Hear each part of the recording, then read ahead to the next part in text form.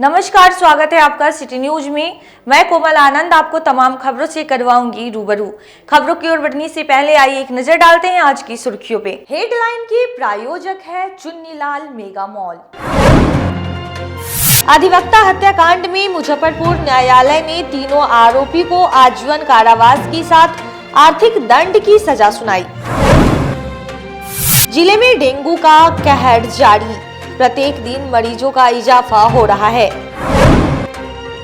और शहर की जाम की समस्या को देखते हुए निगम प्रशासन ने चलाया शहर में अतिक्रमण हटाओ अभियान। ये थी आज की सुर्खियां, अब खबरें विस्तार से। 10 साल पहले हुए अधिवक्ता हत्याकांड में मुजफ्फरपुर न्यायालय ने तीनों आरोपियों को आजीवन कारावास और 50,000 आर्थिक दंड की सजा सुनाई। 10 साल के इंतजार के बाद मंगलवार को अधिवक्ता शैलेंद्र पांडे हत्याकांड तीनों आरोपियों को आजीवन कारावास और 50,000 आर्थिक दंड अदा करने की सजा मिली है। परिवादी के अधिवक्ता शरद सिन्हा ने बताया कि घटना 23 जनवरी 2012 में हथौड़ी थाना के परमजीवर गांव में हुई थी। उनके बगीचे से आम का पेड़ कटवाकर महेश राय ले जा रहा था। पति शैलेंद्र पांडे ने इसका विरोध किया। इस पर दोनों के बीच कहा-सुनी हो गई। अगले दिन सुबह उनके पति अपने दरवाजे पर भैंस का चारा डाल रहे थे।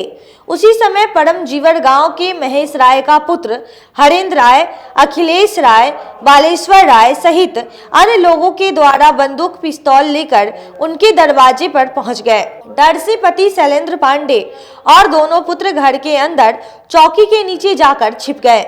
उसी समय इन आरोपितों ने पति का बाल पकड़कर बाहर खींच लिया। उसके बाद दोनों बच्चे के सामने 2 गोली मार दी। घटनास्थल पर ही उनकी मौत हो गई। अधिवक्ता शैलेंद्र पांडे की पत्नी रंजू देवी ने हथौड़ी थाने में प्राथमिकी दर्ज कराई थी, जिस पर अपर जिला एवं सत्र न्यायाधीश 13 प्रशांत कुमार झा ने तीनों आरोपियों को दोषी करार करते हुए सजा की बिंदु पर मंगलवार को आजीवन कारावास की सजा सुनाते हुए 50,000 रुपए की आर्थिक दंड की सजा सुनाई है। वहीं आरोपियों को न्यायालय के द्वारा दी गई सजा के बाद मृतक अधिवक्ता शैलेंद्र पांडे की पत्नी रंजू देवी की आंखें डबडबा गई और उन्होंने बताया कि न्यायालय पर पूरा भरोसा है। उनके पति को इंसाफ मिला है। आज मेरे पति फिर से जीवित हो गए हैं।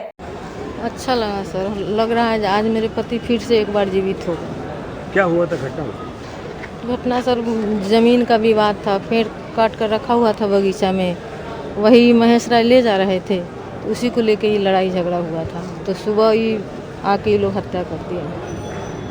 10 साल की लंबी लड़ाई में बहुत संघर्ष करना पड़ा रहा जी।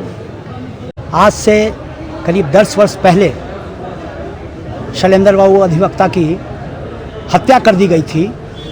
उस हत्या के संदर्भ में आज माननीय एडीजे 13 साहब के यहाँ से सजा के बिंदु पर सुनवाई होने के उपरांत महेश राय, अखिलेश राय और बालेश्वर राय तीनों व्यक्ति को न्यायालय ने आजीवन कारावास की सज़ा सुनाई है। साथ ही साथ 50,000 रुपये जुर्माने की राशि निर्धारित की गई है। ये अधिवक्ता महोदय की जो हत्या हुई है, उनकी पत्नी मौजूद हैं, जरा उनकी भी हालत देख ली जाए। क्या हुआ था घटना ब्रूटली ऑफ कोर्स ये कहा जाता है, जो कहा जा रहा है कि कुछ डिस्प्यूट थी, लेकिन घर में घुस के और गोली से अधिवक्ता महोदय को भूंस दिया गया था। यही मोटा मोटी कहानी है। 10 साल लगा एक अधिवक्ता को न्याय की प्रक्रिया, चूँकि न्याय में ये निश्चित है कि दोनों पक्ष को जो अभियुक्त है दबंग है, बराबर का मौका दिया जाता है और सुनवाई में देरी होती है, बड़े बड़े मुकदमे में देरी होती है। अभियुक्त जो है दबंग प्रकृति के हैं, जिस कारण मुकदमे में जानबूझ के डिले किया जा रहा था। लेकिन आज न्याय मिली है। जीवित मृत्यु आत्मा को आज जरूर शांति हो रही है। जिले में डेंगू का कहर जारी नहीं थम रही है। डेंगू से पीड़ित मरीजों के आने का सिलसिला आंकड़ा 130 तक पहुंचा। जिले में डेंगू का कहर धीरे धीरे कम होता जा रहा है। मंगलवार को जिले में डेंगू के एक नए मरीज मिले, जिनका इलाज एसकेएमसीएच के डेंगू वार्ड में चल रहा है। इसके साथ ही कुल मरीजों की संख्या बढ़कर 130 हो गई है।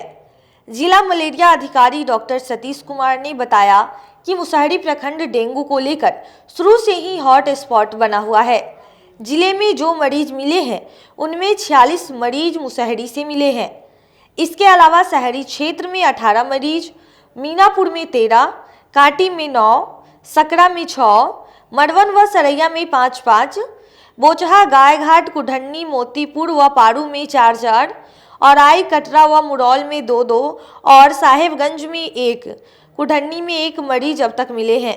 वहीं डेंगू की रोकथाम को लेकर लगातार फॉगिंग और लार्वा का छिड़काव किया जा रहा है। अब नियंत्रण में है, लगभग वही 130 केस अभी टोटल रिपोर्ट हुए हैं टिल डेट।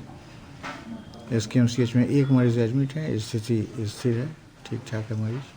बचाव के लिए क्या किया जा रहा है? बचाव के लिए हम लोग जब केस रिपोर्ट होता है तो उस जगह फॉगिंग करवा रहे हैं और टेमीफॉस का छिड़काव यथावत शहर में और भी जगह छिड़काव कराया जा रहा है। शहर में भी अभी कल ही हम लोगों ने लोकल एरिया में करवाया था, यहाँ पे DM के कैंपस में करवाया था, SP के यहाँ उस रोड में पूरा कंपनी बाग वगैरह साइड में सब जगह छिड़काव जो फैलेरिया कर्मचारी कर रहे हैं उसके द्वारा छिड़काव किया जा रहा है। अहियापुर थाना क्षेत्र के मिठनपुरा गांव में उत्पाद विभाग की टीम को देखकर तार के पेड़ से गिरने से एक व्यक्ति की मौत हो गई। गुस्साए परिजनों ने सड़क जाम कर बवाल काटा।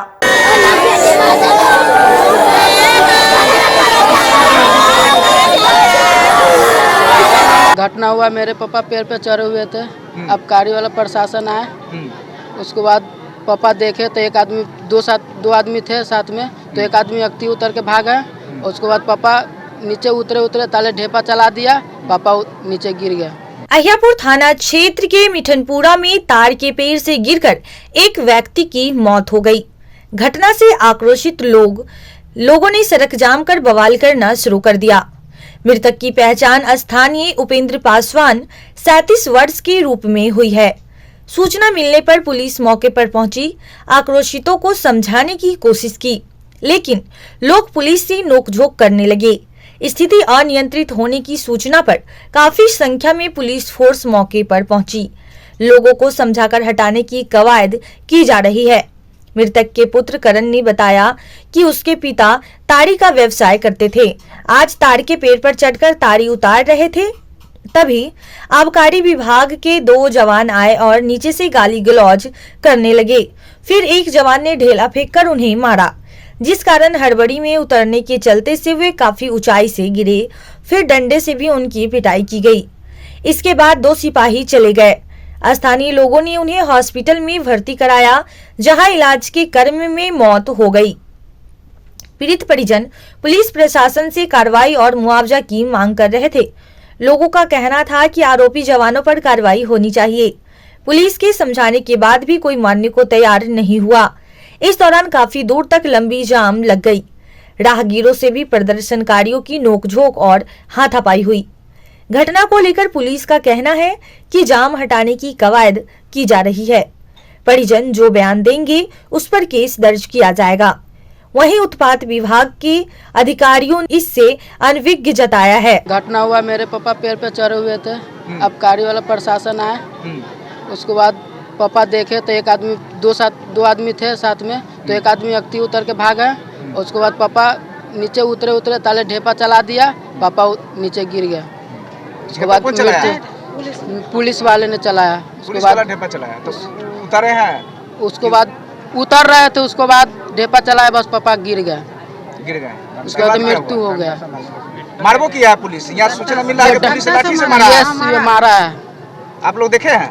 मारा है, देखा, वहाँ का आदमी देखा है, मारा है। जो आदमी अगल बगल था वो वही देखा है। बोला नहीं, उधर डरा था अपने। क्या मांग क्या है? मांग जो उसको छोटा बच्चा वो कहाँ खाएगा? उसको तो नहीं कोई रोजी रोजगार है, नहीं उसको खेत पथार कहाँ से खाएगा? जो डेट किए हैं क्या नाम था उनका? उपेंद्र पासवान गांव में ही खजूर के पेड़ पर चढ़कर ताड़ी निकाल रहे थे। इनके परिवार के लोगों को कहना है कि उसी बीच आबकारी की टीम आ गई, जिसके डर से वो गिर गए और गंभीर रूप से घायल हो गए, जिन्हें इलाज हेतु SKMCH ले जाया गया। इलाज के क्रम में उनकी मृत्यु हो गई।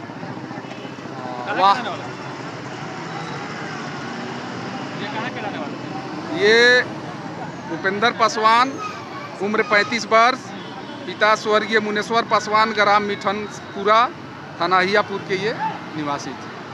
सर, रोड जाम की बात आ रही है। लोग थोड़ा आक्रोश में रोड पर आ गए थे, लेकिन समझाने बुझाने के बाद सभी लोग हट गए और उपेंद्र पासवान के शव को SKMCH अंत परीक्षण हेतु भेज दिया गया। स्थिति सामान्य। काटी थाना क्षेत्र में अपराधियों ने सरेआम बकाया राशि लेने गए एक व्यक्ति की गोली मारकर घायल कर दी। काटी थाना क्षेत्र के रहने वाले नीरज पांडे 32 वर्ष को सोमवार देर रात गोली मारकर घायल कर दिया गया। उन्हें रेपुरा में बकाया पैसा लेने के लिए बुलाया गया। वहीं पर आरोपी ने गोली मारी, गोली उनके पीठ में लगी। वे वहां से किसी तरह भागते हुए मेन रोड पर पहुंचे। वहां से परिजन को कॉल किया। वे लोग मौके पर पहुंचे और घायल को ले गए। उन्हें SKMCH में भर्ती कराया गया है। गोली निकालने की कवायद की जा रही है। घायल ने बताया कि वे पेंटर का काम करता है। प्रिंस ने उनसे 10,000 रुपये कई वर्ष पहले कर्ज लिया था। वे बार बार रुपए लौटाने के लिए उसे कह रहे थे। उसने 2 बार में 1500 रुपया लौटाया। फिर जब शेष रुपए मांगने लगे तो धमकी दी कि गोली मार देंगे, पैसा भूल जाओ। सोमवार शाम को उन्हें कॉल कर पैसा ले जाने की बात बोलकर रेपुरा में बुलाया था। पैसा बाकी था प्रिंस ठाकुर कर, अच्छा, रेपुरा। उससे उसके बाबा, उसकी दाई, उसकी बाप, उसकी गांव समाज सब जान रहा था कि नीरज को पैसा बाकी है। मैं दरवाजा पर जाते थे, तगादा करने के बउआ ने पैसा दे दे, अब 100, 200, 500, 1000 करके अब सधा दे।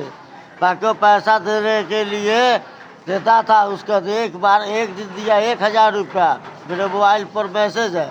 एक दिन दिया 1000 कह के 500 रुपया, तो 1500 रुपया हुआ। उसके बाद कहा कि ऐसे दाल भात लेखा देवे तो कोई ब्याज पर रुपया नहीं लगाए हुए हैं कि हमको ब्याज का रहा है। तो इमरजेंसी मांगा, हम दे दी। रोज जाते थे, रोज टपला देता था। उसकी बाबा दादा सब जाता था। उसके घर के बगल में महंत जी है, महंत जी के भाई है। उनका भाई के भी मालूम है। भाई उनका कहा कि 2 महीना के समय दे देगा 2 महीना में। हम 2 महीना के मतलब 6 महीना समय दिए। पैसा मांग रहे थे। कल के डेट में जो 4 दिन पहले 500 रुपया डाला है, कह 2 तारीख के डेट में है, 500 रुपया डाला है। और उसके बाद कहा कि जो समझ ले वो तोरा से 9200। भोर में पता चला फैंसी है ना, उन्हें बताया कि दूल्हा का इसी से मार के गोली फेंक दिली सब अंदर। तो क्या कहे है ये आपको, क्या हुआ था?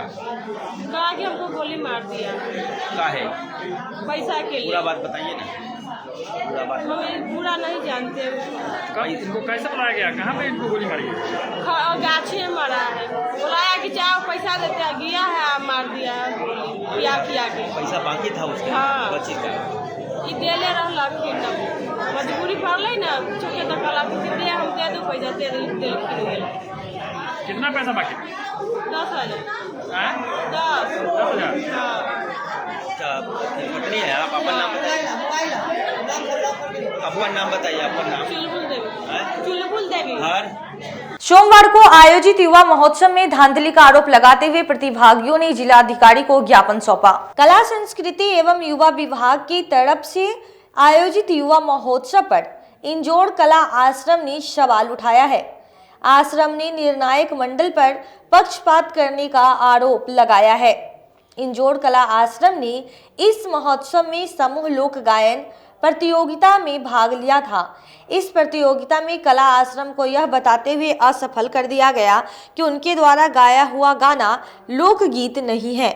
कला आश्रम ने डीएम को आवेदन देकर इसकी जांच कराने की मांग की है। तो ज्ञापन दिए अभी जो जिला में जिला युवा महोत्सव हुआ है 2022, उसके लिए हम लोग जिलाधिकारी को ज्ञापन दिए हैं। कल ये कार्यक्रम हुआ था।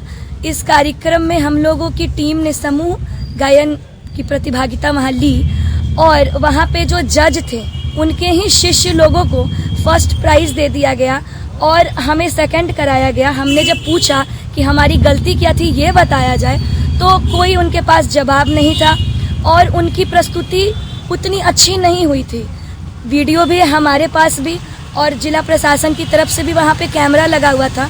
तो ये देखा जा सकता है। एक आम इंसान भी देख के बता सकता है कि वो प्रस्तुति किसकी बेहतर हुई थी। ये हमेशा से होता आया है, अभी तक किसी ने आवाज़ उस तरीके से नहीं उठाया है, लेकिन हम आज ये ज्ञापन इसलिए सौंप रहे हैं कि आज हमारे साथ ये हुआ है, तो कल के डेट में इस तरीके के जजों को प्रमोट ना किया जाए, ऐसे निर्णायक मंडल को आगे ना बढ़ाया जाए, इसका बहिष्कार हो और पूरे जिले में जो लोग वहाँ पे निर्णायक मंडल में थे वो दोबारा कभी निर्णायक मंडल में ना हो सके।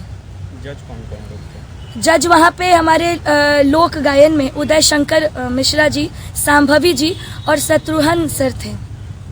कैसे आरोप लगा रहे हैं कि वो उनके शिष्य थे? क्या वजह थी उनके पक्षपात करने? पक्षपात करने की वजह तो अब वही लोग जानेंगे, क्योंकि हम यहाँ प्रस्तुति की बात कर रहे हैं, हम यहाँ विधा की बात कर रहे हैं। तो अगर मेरी कुछ गड़बड़ी थी तो उनको ये बात बताना चाहिए था।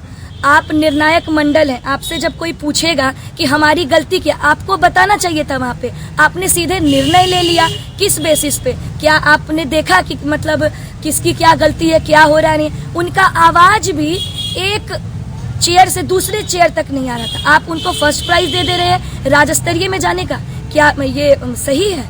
इसीलिए हम लोगों ने आज ये ज्ञापन दिया है। हम लोग जवाब पूछे कि भाई गलतियाँ कहाँ है, हम लोग का गलती बताइए, तो कुछ नहीं, जो हो गया हो गया। तो आज क्या किए हैं आप लोग? आज हम लोग DPRO सर से भी मिले थे, उनका भी यही कहना था। वो भी वीडियो जो हमारे पास था वो हमने दिखाया, और जो उनके पास हमने कहा कि आपके पास भी आपका कैमरा लगा था, आप ये देखिए।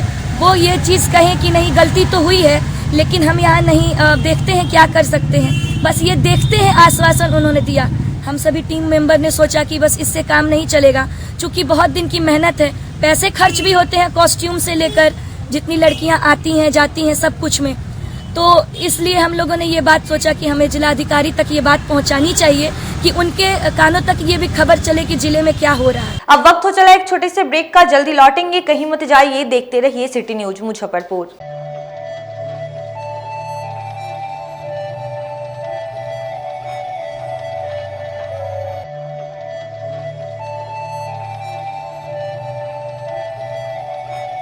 बाजार से सस्ता सबसे अच्छा चुन्नीलाल मेगा मॉल मुजफ्फरपुर में भी धूम मचाने के लिए आ गया है। शादी विवाह के लिए है लहंगे की सबसे बड़ी कलेक्शन।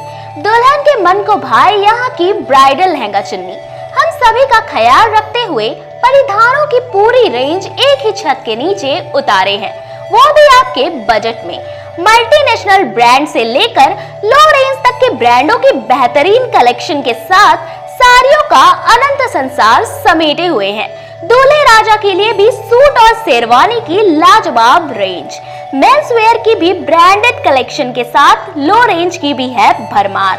बच्चों का भी हमने ख्याल रखा है, इसलिए सभी ब्रांडों का रेंज उतारा है। तो एक बार हमारे यहाँ अवश्य पधारें। Chunnilal mega mall, Saraiyaganj tower के समीप, अखाड़ा घाट रोड, मुजफ्फरपुर। बच्चों का हमारे यहाँ आपको 250 रुपये से स्टार्टिंग होगा। कुर्ती अगर सेट में लीजिएगा तो 500 रुपये से स्टार्टिंग हो जाएगा। प्लाजो सेट हाईएस्ट आप चले जाइए 3000, 4000, 10,000 तक भी मिलेगा आपको बनारसी से। 250 रुपये से सारी स्टार्टिंग हो जाएगा हमारे यहाँ, आपको 40,000 तक चला जाएगी। जिले की शान बन चुकी बाबा लहठी अब लोगों की जरूरत बन चुकी है। अत्याधुनिक रेंज और भरोसे को समेटे हुए लोगों के लिए नई नई डिजाइनर लहठी उतारते रहते हैं। ऐश्वर्या राय बच्चन, सचिन तेंदुलकर की पत्नी से लेकर न जाने कितने सारे नामी हस्तियां इस लहठी के दीवाने हो चुके हैं। लोगों के साथ ने ही बाबा लहठी की पहचान देश से लेकर विदेश तक बनाई है। ऐसा साथ बनाए रखने के लिए आप लोगों का तहे दिल से धन्यवाद।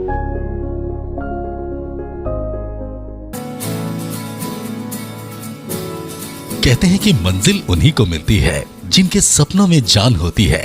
पंखों से कुछ नहीं होता, हौसलों से उड़ान होती है। तो अगर आप में भी है जज्बा कुछ कर दिखाने का, अगर आपके अंदर भी है एक जीनियस, अगर आप भी छूना चाहते हैं आसमान की ऊंचाइयों को, क्रैक करना चाहते हैं IIT JEE, AIIMS, NEET, NTSC, KVPY या फिर ओलंपियाड, तो आपके हौसलों को उड़ान देने के लिए है जीनियस क्लासेस। जी हाँ, सही सुना आपने, genius classes for IIT JEE, AIIMS, NEET, NTSC, KVPY, Olympiad for 8th, 9th, 10th, 11th, 12th and target. अपने बेहतरीन सक्सेस रिकॉर्ड के साथ सफलता की नई ऊंचाइयां गढ़ रहा है। Genius classes. तो my dear students, 8th, 9th, 10th, 11th, 12th and target के लिए नए बैचेस शुरू होने वाले हैं जीनियस क्लासेस में, जहां है separate hostel for boys and girls. जल्दी से पता नोट करें। Genius classes, study centre, Pankaj market, Saraiyaganj, Muzaffarpur. अधिक जानकारी के लिए कॉल करें 7635091378 या फिर 7635091387 या फिर आप कॉल कर सकते हैं 7635091396 या 9006911690 पर या फिर 9128482268। Genius Classes. For more information, visit our website www.geniusclasses.in or email us on info@geniusclasses.in. Registrations are open and new batches are starting soon. Rush to Genius Classes, Study Center, Pankaj Market, Saraiyaganj, Muzaffarpur. अपने सपनों के आशिया को दे एक नई पहचान माँ Bhavani decor private limited के साथ, जो है ऑथराइज्ड डिस्ट्रीब्यूटर ऑफ कजारिया। देश की मिट्टी से बनी टाइल से देश को बनाते हैं। और जहां मिलती है सभी प्रकार के Indian and imported granite, marble, sanitary एवं कोटा स्टोन का अनोखा एवं आकर्षक संग्रह। माँ भवानी डेकोर प्राइवेट लिमिटेड मतलब a complete floor solutions. New 0 mile Dadar road, Muzaffarpur. Call 9934753111। आपका भरपूर प्यार और साथ मिलने के कारण ग्राहकों की सुविधा को देखते हुए नीलकमल का फैक्ट्री आउटलेट का दूसरा ब्रांच अखाड़ा घाट रोड KFC के सामने खुल गया है, जिसमें ग्राहकों को सभी प्रोडक्ट पर विशेष छूट दी जा रही है। वहीं नीलकमल का पहला branch Mithanpura Narayanpur road Vaishali management के सामने है, जो कि लगातार ग्राहकों की सेवा करता आ रहा है। उत्तर बिहार का पहला एक्सक्लूसिव शोरूम है, जहां ऑफिस फर्नीचर और होम फर्नीचर की सभी रेंज उपलब्ध है, तो एक बार सेवा करने का मौका जरूर दें। पहला ब्रांच मिठनपुरा नारायणपुर रोड और दूसरा ब्रांच अखाड़ा घाट रोड। हमारा मोबाइल नंबर है 9334900888 और 7004320580। नीलकमल का एक्सक्लूसिव शोरूम जो पहले से मिठनपुरा नारायणपुर रोड में अपोजिट वैशाली रूरल मैनेजमेंट में चला आ रहा है, वहाँ पे हमें आप लोगों का बहुत सारा प्यार मिला और इसीलिए हम लोगों ने अपना दूसरा ब्रांच सार्थक सेल्स एंड मार्केटिंग के जॉइंट वेंचर से अखाड़ा घाट रोड में KFC के सामने कृष्णा टॉकीज के बगल में सुविधा कॉम्प्लेक्स में हम लोगों ने खोला है, जो कि कंपनी का फैक्ट्री आउटलेट है, जहां नीलकमल के विस्तृत रेंज आपको 40% तक के डिस्काउंट पे मिलेंगे और मैट्रेस का भी एक विस्तृत रेंज है। और आप लोगों से निवेदन है कि एक बार आप पधारें। और इस दुकान की जो सबसे अच्छी विशेषता है कि उधार चालू है, तो HDFC और बजाज के माध्यम से आपको फिनांस की भी सुविधा है। आप अपने घरों को फिर से बहुत अच्छे से सजा सकते हैं। ब्रेक के बाद फिर से आप सभी का स्वागत है। शहर में हो रही लगातार जाम की समस्या को देखते हुए नगर निगम की टीम ने शहर में एक बार और अतिक्रमण हटाओ अभियान चलाया। शहर वासियों को जाम से मुक्ति दिलाने को लेकर नगर निगम के द्वारा शहर के विभिन्न प्रमुख इलाकों में लगातार अतिक्रमण हटाओ अभियान चलाया जा रहा है। इसी कड़ी में मंगलवार को नगर निगम की अतिक्रमण की टीम भारी संख्या में पुलिस बल के साथ अघोरिया बाजार चौक से रामदयालु होते हुए कच्ची पक्की की ओर जाने वाले रास्ते से अतिक्रमण हटाया। इस दौरान कई अतिक्रमणकारी निगम के अधिकारियों की समक्ष अपना परिचय देकर दबाव बनाने की कोशिश की। वहीं सड़क पर बालू गिट्टी रखने वाले का 5000 का जुर्माना चालान भी काटा गया। अतिक्रमण हटाने के लिए जैसे ही पुलिस और नगर निगम की टीम JCB मशीन के साथ अघोरिया बाजार पर पहुंची, वैसे ही अफरा तफरी का माहौल हो गया। दुकानदार बाहर रखा सामान उठाकर अंदर रखने लगे। इस बीच JCB से सरकारी जमीन पर बनाए प्लास्टिक और लोहे के शेड को ध्वस्त किया गया। महोदय के आदेशानुसार अतिक्रमण अभियान अगले आदेश तक चलता रहेगा। आज अघोरिया बाजार से लेकर कच्ची पक्की तक जो है, कच्ची पक्की रोड तक दोनों तरफ लोडर से और ट्रैक्टर और लेबरों से जो है, जो अतिक्रमण स्थल जो दाएं बाएं था उसको हटाया गया और करीब 5000 रुपया जुर्माना भी वसूल किया गया। यह भी नगर आयुक्त महोदय का निर्देश सख्त है कि जहां भी अतिक्रमण अभियान चला है अगर दोबारा वहाँ अगर इस तरह का ऐसा है तो वैसे लोग तो काफ़ी कठोर दंडित होंगे और भविष्य में वैसे लोगों को चिन्हित करके सख्त सख्त म्युनिसिपल एक्ट के तहत सज़ा दी जाएगी। इसीलिए आम नागरिकों से पुनः निवेदन है कि वो जो जहाँ व्यावसायिक सरकारी ज़मीन को अतिक्रमित कर अपना व्यवसाय कर रहे हैं या जो लोग निवास कर रहे हैं, वैसे लोग हम इस चैनल के माध्यम से कहना चाहते हैं कि वो लोग अभी भी सतर्क हो जाएं और यातायात बाधित ना करें और जनता के हक को नहीं छीने, इसलिए कि स्वयं खुद भी जनता है और स्मार्ट सिटी कार्य में बाधक न बने। गायघाट प्रखंड के धनौली गांव में लोहिया स्वच्छ बिहार अभियान की शुरुआत की गई। गायघाट प्रखंड के महमदपुर सूरा पंचायत के धोबौली में मंगलवार को लोहिया स्वच्छ बिहार अभियान की शुरुआत किया गया। कार्यक्रम की शुभारंभ गायघाट प्रखंड विकास पदाधिकारी और पंचायत के मुखिया ने संयुक्त रूप से दीप प्रज्वलित कर किया। इस दौरान सभी वार्डों में सूखा एवं गीला कचरा प्रबंधन के लिए हरी झंडी दिखाकर ठेला गाड़ी को रवाना किया गया। आपको बता दें कि प्रखंड के कई पंचायतों में इस अभियान की शुरुआत की जा चुकी है। प्रखंड विकास पदाधिकारी डॉक्टर विमल कुमार ने बताया कि पंचायत के सभी वार्डों के प्रत्येक परिवार को सूखा, गीला एवं ठोस कचरा प्रबंधन के लिए 2 डस्टबिन वितरण किया गया है। उन्होंने बताया कि स्वच्छ भारत बनाने के लिए सबसे पहले हमको अपने घर को स्वच्छ करना होगा, तब जाकर एक स्वच्छ भारत की निर्माण हो पाएगा। घर से निकाला गया अपशिष्ट को इधर उधर नहीं फेंके। यह कई प्रकार की मच्छरों आदि कीटाणुओं को जन्म देता है, जो कई प्रकार की बीमारियां पैदा करती है। वहीं मौजूद लोगों को संबोधित करते हुए कहा कि इस अभियान को सफल बनाने के लिए महिलाओं को आगे आना होगा। इस मौके पर कई जनप्रतिनिधि और सैकड़ों पंचायत के लोग उपस्थित रहे। वहीं लोगों के बीच वीडियो और जनप्रतिनिधियों के द्वारा डस्टबिन का वितरण किया गया। वो ODF प्लस कार्यक्रम है, जिसके अंतर्गत आज मोहम्मदपुर सूरा पंचायत में घर घर कचरा का उठाव आज से शुरू हो जाएगा और हम लोग जगह जगह यहाँ पर स्वच्छता का गड्ढा का भी निर्माण करेंगे और स्वच्छता में ये पंचायत के लिए एक बहुत ही महत्वपूर्ण कदम है। अब तक कितने पंचायतों में इस तरह का कार्यक्रम किया गया? ये गायघाट प्रखंड के अंतर्गत दहला पटसरमा में सबसे पहले यह कार्यक्रम चल रहा था। उसके बाद हम लोग केवटसा में और ये जायन पूर्वी में, लक्ष्मण नगर में हो चुका है, ये बाघाखाल में, और अभी जो है हम लोग ये मोहम्मदपुर सूरा में स्टार्ट किया। मोटिवेटर है और आपको जो पैसा सरकार का मिला है उसका आप लोग सही उपयोग करें। इसको देख रेख करने के लिए काम वार्ड सदस्य को, मुखिया जी को और जनप्रतिनिधि को ही करना है। और ये हम लोग के सरकार की नीति में अब है कि काम आप अपना काम आप करें। जैसे पैक्स अध्यक्ष जनप्रतिनिधि हैं, उनको चुन के लाता है लोग, उनसे जो है हम लोग जो है ये राशन वितरण का काम करवाते हैं, क्योंकि आप जिसको चुन के लाए हैं वही आपके लिए काम करे तो वो आपके दर्द को बेहतर ढंग से।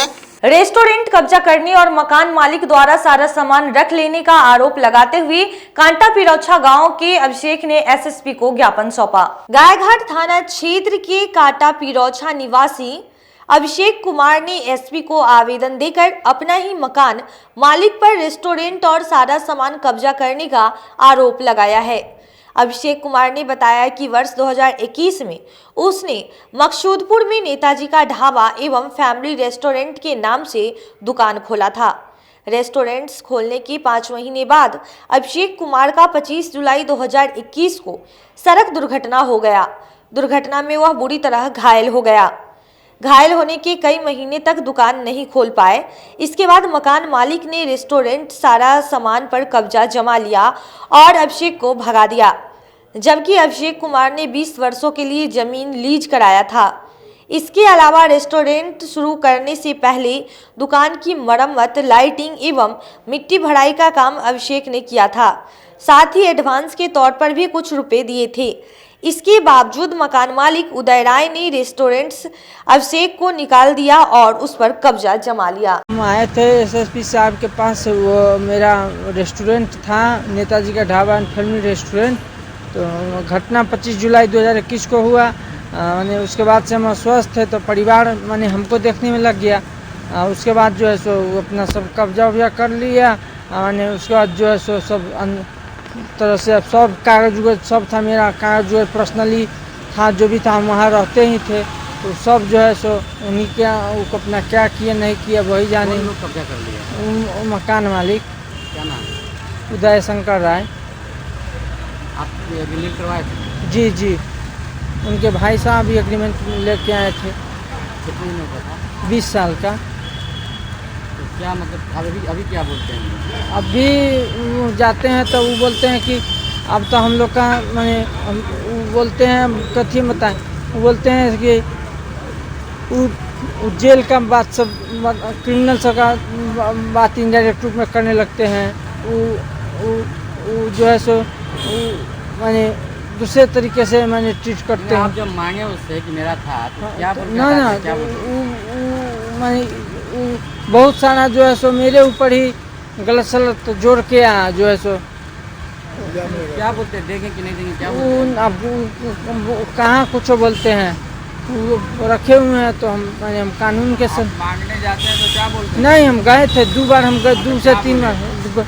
तो वो जो है सो कौन आदमी सबको लेके आ वो तीसरे कथी से हिसाब जोड़ते हैं, जुड़वाते हैं। वो सीधे जो है सो माने उसको जो है सो उसी में अति क्या बोलते हैं कि नहीं देंगे? हाँ नहीं। आज के लिए बस इतना ही। अब मुझे और मेरे पूरे न्यूज टीम को दीजिए इजाजत। कल फिर हाजिर होंगे शहर के कुछ नई खबरों के साथ। नमस्कार।